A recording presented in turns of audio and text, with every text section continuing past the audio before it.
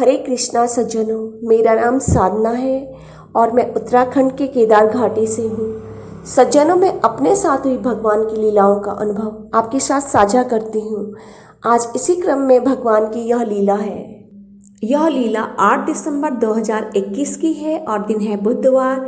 समय है प्रातः 5 बजे का। आज सपने में मैंने 3 मक्खी देखी जो कि वॉशरूम में थी।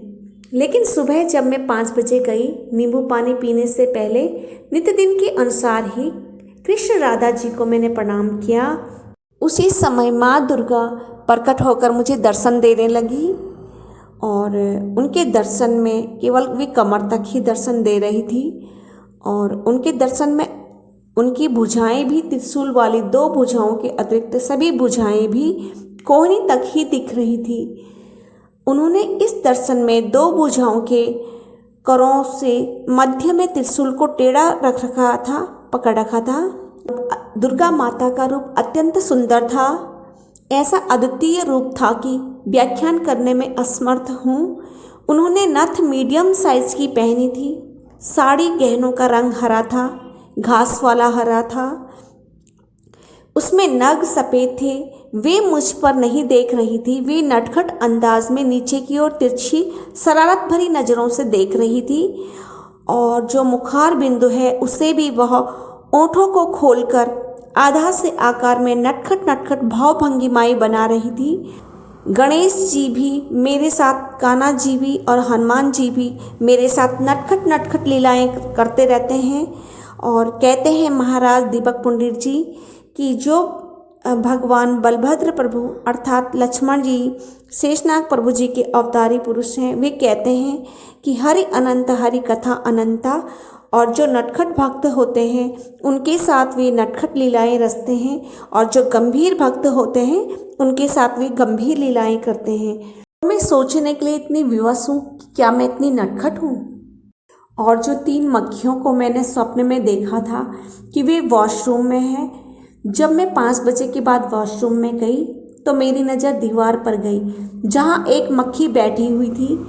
वहाँ जबकि पूर्व में कभी भी मक्खी नहीं गई थी, क्योंकि वॉशरूम कमरे के अंदर है और बाहर कमरे के दरवाजे के साथ ही जाली का दरवाज़ा भी लगा है, इसलिए मक्खी कमरे में ही नहीं आ पाती और वॉशरूम तो कमरे के भी अंदर है।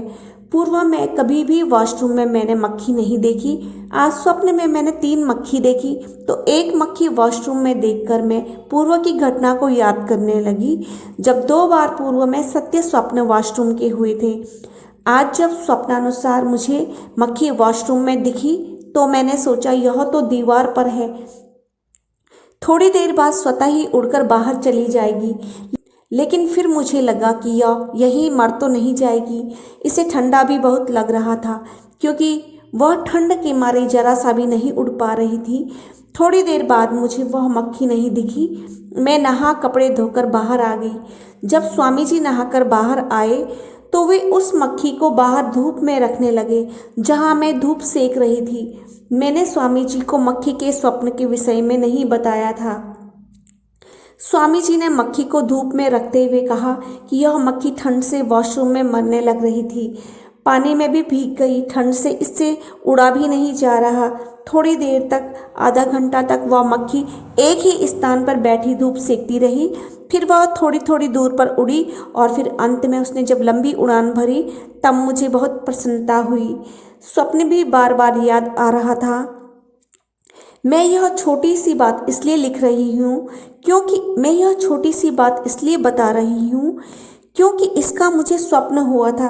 इससे पहले मुझे कभी मक्खी का स्वप्न नहीं हुआ।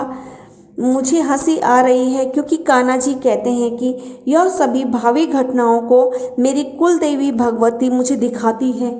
लेकिन इतनी छोटी सी मक्खी की बात के लिए भगवती माँ ने मुझे क्यों स्वप्न दिया, क्यों दिखाया, इसलिए मैं हंस रही हूँ। लेकिन मैं यहाँ कहना चाहती हूँ कि मैं किसी भी कीट पतंगों को क्षति होने से बचाती हूँ जिसकी संभावना हो सके। पूर्व में मुझे स्वप्न में वॉशरूम के लिए 2 स्वप्न हुए थे। एक अजीब से छोटे से कीड़े के लिए, दूसरा स्वप्न मकड़ी का था जो मुझे रात्रि को अजीब से छोटे कीड़े का स्वप्न हुआ था।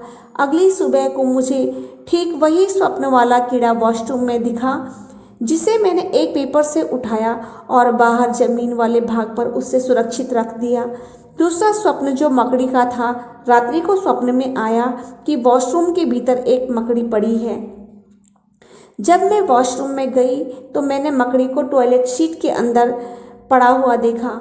शायद भगवान जी यह चाहते थे कि मैं इन कीट पतंगों को क्षति न पहुंचाऊं। इसलिए मुझे पूर्व में ही स्वप्न दिखाया गया था इसका। इसलिए मैंने भी बड़ी सावधानी से मकड़ी को बाहर से एक छोटी सी डंडी लाकर मकड़ी को सुरक्षित वॉशरूम से निकाला और बाहर जमीन में सुरक्षित रख दिया। शायद भगवान की ऐसी ही इच्छा थी कि मक्खी को क्षति न पहुँचे और मकड़ी को भी क्षति न पहुँचे, इसीलिए मुझे पूर्व में स्वप्न दे दिया गया। यह मेरी कुलदेवी भगवती द्वारा ही यह स्वप्न दिया जाता है, ऐसा कान्हा जी का कहना है। उसके बाद ही शेरावाली ने मुझे सुंदर से दर्शन दिए सज्जनों। हरे कृष्णा, हरि बोल, जय श्री राधे।